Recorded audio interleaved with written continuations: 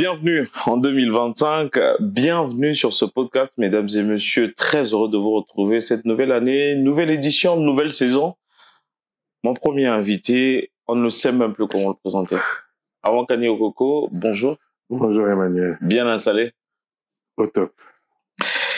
Je vais commencer par dire qu'il y a un internaute qui m'a écrit, il m'a dit Kani Okoko, il est toujours entre deux avions. Pourquoi tous ces voyages? Tous ces voyages parce que simplement, j'ai plusieurs casquettes. Mm-hmm. Donc ces casquettes font que malheureusement je peux pas rester très souvent à Pointe-Noire, mais je suis là. Et après je détaille pas les casquettes, mais il y a certaines que l'on connaît, ma casquette d'entrepreneur, qui m'emmène effectivement à sortir énormément. Mm-hmm. Oui, donc il y a une casquette qui est très personnelle. Bon, je ne dévoilerai pas, mais sinon, ouais, c'est vrai que je ne suis pas souvent là. Mm-hmm. Je ne suis pas souvent là, mais c'est le travail, c'est simplement le travail. Mm-hmm. Rien d'autre. Il y a pas de. Je ne voyage pas pour chaque fois pour des vacances. Mm-hmm. Ce n'est que le travail. Mm-hmm. Mm-hmm. Voilà. Il y a un autre internaute encore. Je vais toujours revenir sur ça parce que les réactions, il y en a énormément, qui me dit aujourd'hui, c'est un entrepreneur reconnu. Il brille énormément par le numérique grâce au Digiforum, grâce à tout les astuces qu'il publie sur Internet. Mais on nous a soi-disant dit qu'il a d'autres entreprises sur lesquelles il ne communique pas. Effectivement. Oui, la question fait rire, mais on m'a dit pose-lui la question, on va voir s'il sera capable de nous répondre, parce que nous on lui prend comme un modèle. Bon, c'est vrai que effectivement j'ai d'autres entreprises sur lesquelles je communique pas parce que j'estime que elles ne sont pas encore arrivées à maturation. Mm-hmm. Lorsqu'elles arriveront à maturation, je ferai de mon mieux pour communiquer. Mm-hmm. Mais bon, la vie d'un homme fait que il faut tout le temps sortir de sa zone de confort. Mm-hmm. Donc moi, je suis de ceux qui essayent. J'essaye dans un domaine qui n'est pas forcément le mien. Si ça prend, ça prend. Sortir de sa zone de confort, c'est ce qui vous a poussé aujourd'hui à créer ces différentes structures, à devenir entrepreneur, à devenir plutôt un moteur qui est au centre de l'orientation des jeunes. Tout au long de cette discussion, nous allons parler de ça. Mais avant, on aimerait savoir qu'est-ce qui vous a vraiment motivé à devenir entrepreneur? Alors, ce qui m'a motivé simplement aujourd'hui, c'est le fait de pouvoir être autonome, mais également de pouvoir mettre forme à mes idées. Mm-hmm. Parce que beaucoup ont des issues de ceux qui ont énormément d'idées et qui malheureusement des fois sont dehors parce qu'ils se disent bon, j'ai du temps pour mettre en œuvre. Mais effectivement, on n'a pas le temps parce qu'on n'est pas le seul à avoir les mêmes idées. Mm-hmm. Donc du coup, moi, c'est quelque chose qui me fascine beaucoup. Mm-hmm. Voilà. Mm-hmm. Aujourd'hui, comment se présente votre empire? Quels sont les... Empire, oui, on va appeler ça. On va appeler ça comme ça. Quelles sont les différentes structures qui sont en interne? Comment ça se présente? Comment c'est structuré? Et vraiment, quelle est l'histoire derrière? Alors, MyPamou, comme je disais tantôt, a plusieurs activités. Non, essentiellement, en ce moment, 3. De manière reconnue officiellement. À savoir la conciergerie, avec laquelle je me bats depuis des années que vous connaissez. MP Agency, qui est une agence de com. Mais aussi, il y a le dernier mai, qui s'appelle Kima Luxury, qui n'est simplement que de la maroquinerie. C'est de la maroquinerie. Donc c'est un peu ces trois branches-là. MyPamou, MP Agency. Non, MyPamou et le groupe. Et le groupe. Mais comment on fait le lien entre toutes ces structures et surtout comment vous arrivez à vendre? Alors, MyPamou, et la tête. Mapamou c'est la tête. Et les autres ne sont que des filiales, en fait. Donc, la conciergerie,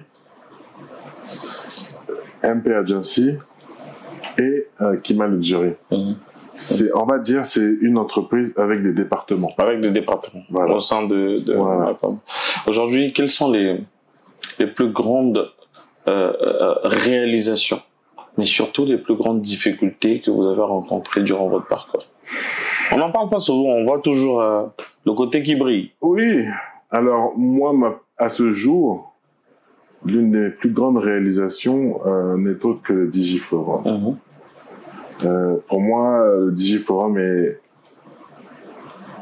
un défi parce que c'est pas une petite organisation.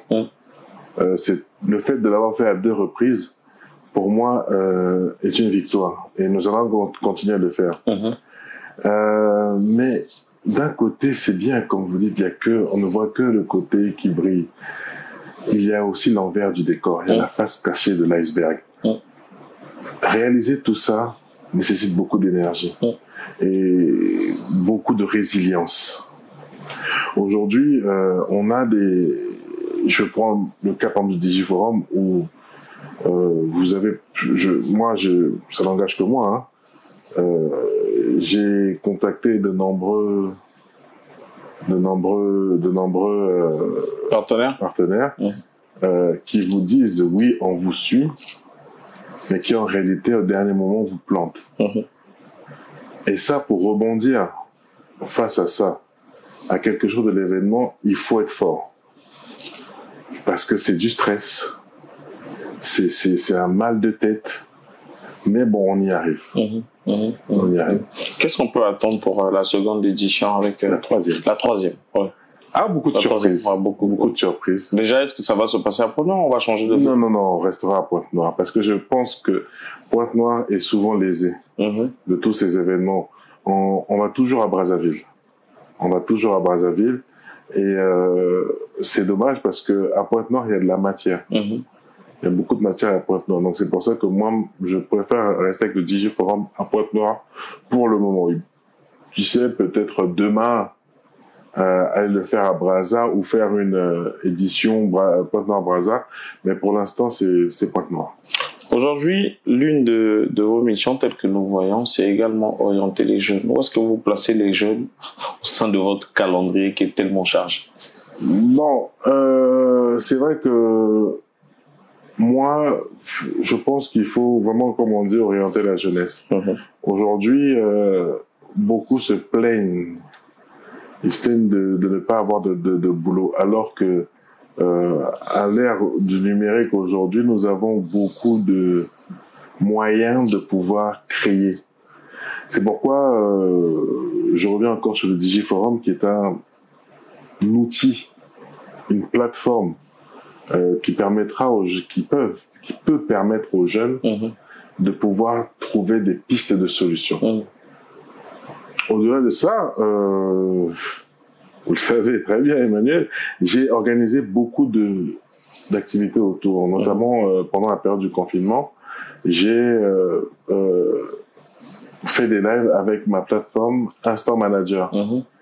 J'ai fait des lives sur l'entrepreneuriat où j'ai invité grand nombre d'entrepreneurs à venir parler de leur expérience, à orienter la jeunesse. Mais j'ai aussi, comme vous le savez très bien, organisé des masterclass. Des masterclass qui permettent de pouvoir essayer d'abord de se situer. Parce que c'est bien beau de dire qu'on veut devenir entrepreneur, mais il y a un état d'esprit, il y a le mindset qu'il faut avoir. Et aujourd'hui, il faut que l'on puisse intégrer ça petit à petit dans le monde d'entrepreneuriat que nous voulons pour demain. Aujourd'hui, les jeunes, des fois, ils sont perdus. Quelle est l'une des plus grandes compétences mentalement qu'il faut avoir pour pouvoir survivre dans cette jungle qu'est l'entrepreneuriat? La résilience. C'est la résilience. Alors là, c'est la résilience. Pourquoi je le dis? Mais quand je dis résilience, je parle de moi-même. Parce que dans ce monde-là, il faut être prêt à recevoir des coups. Quand on n'est pas prêt à recevoir des coups, on fait pas ça. C'est comme la politique. Quand on n'est pas prêt à recevoir des coups bas, on ne fait pas, on va pas dans ce monde-là. C'est un monde c'est très beau, mais c'est rempli de vices. Donc, il faut être résilient et courageux. Voilà les maîtres mots. La formation au sein de toutes vos activités occupe quelle place entre Digiforum, Masterclass, les différents lives, les coachings et tout ce qui va avec? Est-ce que vous avez par exemple prévu, je vais appeler ça comme ça, créer une école ou une université numérique? Oula, même si on aime sortir de sa zone de confort, il faut quand même être réaliste. Non, ouvrir une école du numérique, je pense que c'est des challenges qui sont très forts. Mais pourquoi pas apporter ma pierre à l'édifice, comme je le fais avec le Digiforum. Je préfère rester dans le cadre où comment dire, avec le cadre dans lequel je suis, avec la jeunesse, on échange, mais aller ouvrir toute une institution, non, je peux pas. C'est pas facile. C'est pas facile. Ouais. Sur votre calendrier, qu'est-ce que vous avez prévu exactement? Nous sommes en début d'année, exactement, pour pouvoir accompagner tous ces jeunes qui se lancent dans l'entrepreneuriat et qui vous suivent. Mais il y a la 3e édition du Digiforum déjà. Oui, déjà. La 3e édition du Digiforum, où nous allons commencer à communiquer très vite sur le thème et les dates. Donc, et nous avons donc une masterclass que nous sommes en train de préparer, qui s'intitule Au-delà des apparences. Réussir en tant qu'entrepreneur. Il est profond le thème. Au-delà des apparences. Réussir en tant qu'entrepreneur. Qu'est-ce que ça cache exactement? Le plus gros message qui se cache derrière, c'est tout ce qui brille n'est pas de l'or. Il faut qu'on arrête de croire que je vais terre à terre. Je vais rentrer dans un avion. Je vais voir Emmanuel Kété qui est assis en classe affaires. Je vais me dire, il est assis en classe affaires, moi, pourquoi je n'arrive pas? Je dois faire comme lui. Mais on ne sait pas comment il a fait pour atterrir. Il a peut-être payé son billet avec tout ce qu'il fait. Ou il est arrivé en classe éco, il a été surclassé. Ou. Mais la personne qui va voir ça va directement, alors que c'est pas ça le but. Et c'est pour ça qu'on arrive à voir aujourd'hui certains jeunes qui vont dans des vices, qui sont pressés d'avoir beaucoup d'argent, mais qui n'a pas de fondement. Et on se retrouve avec des scandales des fois.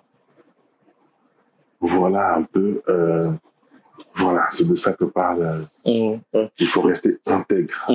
Le message, il est profond. Aujourd'hui, sur le parcours de l'entrepreneur, quelle est la place de l'innovation? Comment est-ce que l'innovation vous permet à faire décoller votre business? L'innovation d'être au cœur. Il faut rester à l'affût. Parce que le monde entrepreneurial, c'est comme la vie. Ça avance. C'est tous les jours que ça avance. Si on ne reste que sur des anciens acquis, on n'avancera pas. On sera bloqué et pendant ce temps, les autres ont fait la mise à jour et en sont sur de nouvelles bases alors que vous êtes sur une ancienne base qui d'ailleurs devient erronée et qui fait que tout simplement, votre business devient biaisé. Aujourd'hui, l'innovation doit être au cœur, mais vraiment au cœur de l'entrepreneur. Pour tous les jeunes qui débutent, comment vous pouvez les conseiller à mieux organiser ou structurer leur business? Quels sont les domaines dans lesquels ils peuvent facilement clore? Aujourd'hui, les domaines dans lesquels les jeunes peuvent facilement éclore, quand vous dites, on a le numérique. Le numérique aujourd'hui, c'est tout. Le numérique, il englobe énormément de choses. On a l'intelligence artificielle, on a la digitalisation, on a tout ça qui permet de pouvoir donner aux jeunes des armes afin de réussir, afin de pouvoir éclore. Mais on a aussi le domaine écologique. on voit tout ce qui se passe avec l'écologie en ce moment dans le monde. Tout ce qui se passe aujourd'hui, les jeunes peuvent. Moi, j'ai le souvenir de quelqu'un, je me rappelle plus du nom, qui m'avait fasciné. J'étais à une conférence et ici d'ailleurs à Brazzaville. Et ce jeune a vous savez les plantes qui poussent sur les mares d'eau là. Mm-hmm. Je sais pas comment ça s'appelle. Oui, ça pousse sur les mares d'eau. Généralement, en saison de pluie. Voilà. Il les récupère, il les travaille, et en fait, il s'est rendu compte que ces plantes-là travaillées peuvent mis sur, par exemple, du goudron, par exemple, dans le cas des avions, où on a des taches d'huile, où on a sur le bitume. Mm-hmm. Ces plantes ont la capacité d'absorber cette huile-là. Et il nous a fait des démonstrations, et on était convaincus. En tout cas, moi, ça m'a convaincu. Mais c'est écologique. Il n'a pas, c'est que des plantes qu'il a utilisées. Après, je sais pas s'il a émergé, je sais pas. Mm-hmm. Et si c'est pas le cas, c'est dommage parce que c'est quelqu'un qui a découvert un truc, mais qui est passé on est passé à côté. Mm-hmm. On a beaucoup de talent. Qu'est-ce qui bloque? Voilà. Effectivement, le Congo regorge d'énormément de talent. Mm-hmm. Mais le seul problème, c'est que des fois, nous attendons que les informations arrivent à nous. Mm-hmm. Nous attendons que les informations arrivent à nous et nous ne voulons pas chercher les informations. Des fois, les réponses sont à notre portée. Mais comme l'impression que j'ai, c'est que nous sommes dans un système d'assistanat, mm-hmm. Du coup, on attend toujours des autres. Il faut qu'on arrête toujours d'attendre du gouvernement ou de ceci. Il y a ça aussi, c'est ce qu'on appelle le vivre ensemble. Si on arrivait à travailler ensemble, on trouverait des solutions. Mais aujourd'hui, chacun veut être de son côté. Mm-hmm. Si on arrivait à faire des choses ensemble, on pourrait développer des choses, on pourrait développer des solutions. Commençons d'abord par ça et après, on peut se tourner vers le gouvernement. On dit oui, mais voilà, nous, on a fait ça. Qu'est-ce que vous faites pour nous? Mm-hmm. Mais vous n'avez rien fait encore. Vous voulez que le gouvernement vous aide. En dehors de vous, on va venir sur cette question. Il y a beaucoup d'acteurs qui entreprennent. Est-ce qu'à un moment, vous n'avez pas eu à marquer pause, à dire les gars, on va poser une table ronde parce qu'il y a la nouvelle génération qui arrive en vogue là, ils sont très nombreux. Est-ce que vous n'avez pas eu le temps de vous asseoir, de mettre la balle à terre et de faire un colloque ou encore un gros groupement de tous les entrepreneurs afin que l'État puisse mieux vous accompagner? Déjà, il faut que les gens acceptent de le faire. Il faut accepter de le faire. Aujourd'hui, tout le monde, comme je dis, tout le monde n'est pas ouvert à pouvoir collaborer avec les autres. Mm-hmm. Vous comprenez? Je vais terre à terre. Moi, j'ai mon marché. Pourquoi je vais intéresser les autres? Si j'intéresse les autres, ma part va diminuer. Voilà. Donc, on n'aura que cet esprit-là. Et ça sera difficile. Ce sera difficile qu'on puisse s'asseoir autour d'une table. Si nous n'arrivons pas à nous asseoir autour d'une table, avec la tendance d'aujourd'hui qui est la ZLECAf qui arrive, qui est un marché sous-régional qui va regrouper plusieurs pays, allons-nous subir ou pouvons-nous vendre également? Déjà, s'il faut rattraper le coup, qu'est-ce qu'on fait? Faut changer de mentalité. Pour moi, la ZLECAf, c'est une bonne chose. Ça va permettre à nos acteurs locaux de pouvoir étendre leur marché. Mmh. Mais est-ce que nous sommes prêts? Moi, par exemple, avec Kima Luxury, je travaille avec des artisans. Mmh.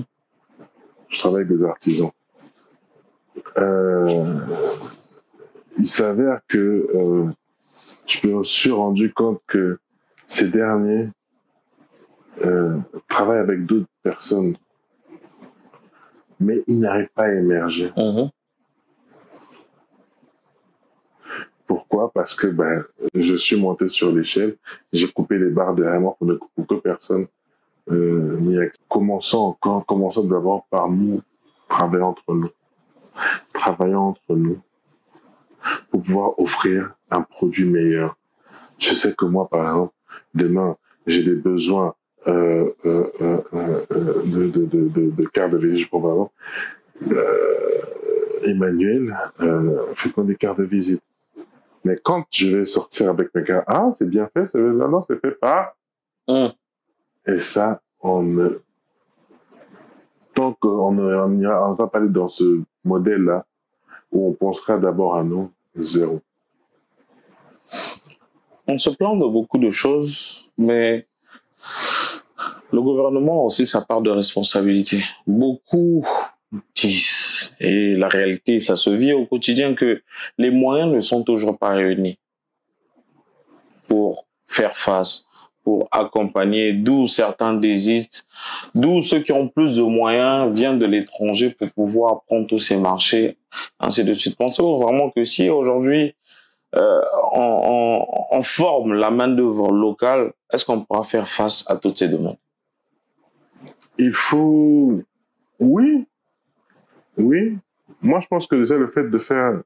Moi, je suis contre le fait qu'on puisse faire venir des gens d'ailleurs pour pouvoir faire ce que nous, on peut faire. Mais le problème que j'ai toujours dit aussi, c'est que nous ne savons pas, nous-mêmes, nous ne savons pas nous vendre. Okay? On ne sait pas se vendre. Je vous prends un exemple sur les influenceurs. Aujourd'hui, les influenceurs, il y en a certains qui, Dieu merci, s'en sortent apparemment. Mais aujourd'hui, est-ce qu'on a réellement des influenceurs qui vivent de ce métier-là? Je ne suis pas sûr. Pourquoi? Parce que ils ne se vendent pas. En fait, le fait d'avoir peut-être 1 million d'abonnés, pour eux, ils se disent que ça suffit. Mais aujourd'hui, un influenceur, c'est quelqu'un qui doit être connu au-delà des frontières. On a des influenceurs aujourd'hui qui ont 10 millions d'abonnés. D'ailleurs, les influenceurs, comme on dit, c'est catégorisé. Moi, il faut que cette main-d'œuvre locale puisse, forcément, est-il que cette main-d'œuvre locale puisse savoir se vendre. Oui, on peut relever le défi. Mais il faut que cette main-d'œuvre sache se vendre. Finalement, Armand Kani Okoko, la dernière question est de savoir comment est-ce que les entrepreneurs aujourd'hui, jeunes, grands, expérimentés et doyens, peuvent aider au développement d'un pays? Par le vivre ensemble. Pour vous, tout commence par le changement de mentalité. Et c'était le message à passer aujourd'hui. Voilà, le vivre ensemble. Arrêtez d'être égoïste. Le vivre ensemble. Travailler ensemble et après on va trouver des solutions. Le vivre ensemble, c'est tout. Message à tous ces jeunes qui nous suivent, à tous nos entrepreneurs. Vous étiez donc sur ce podcast et on a reçu monsieur Armand Kani Okoko qui nous parlait du vivre ensemble, mais surtout du changement de mentalité pour aider nos communautés et notre société. Votre dernier mot? Alors mon dernier mot, il est simple et je reviendrai tout le temps sur ce mot-là, c'est que tout ce qui brille n'est pas de l'or. À vous, chers amis, chers frères, entrepreneurs, jeunes entrepreneurs, tout ce qui brille n'est pas de l'or. Croyez-moi. Faites des choses selon votre cœur pour impacter la communauté, mais en bien. Faites ça. Tout ce qui brille n'est pas de l'or. Croyez-moi.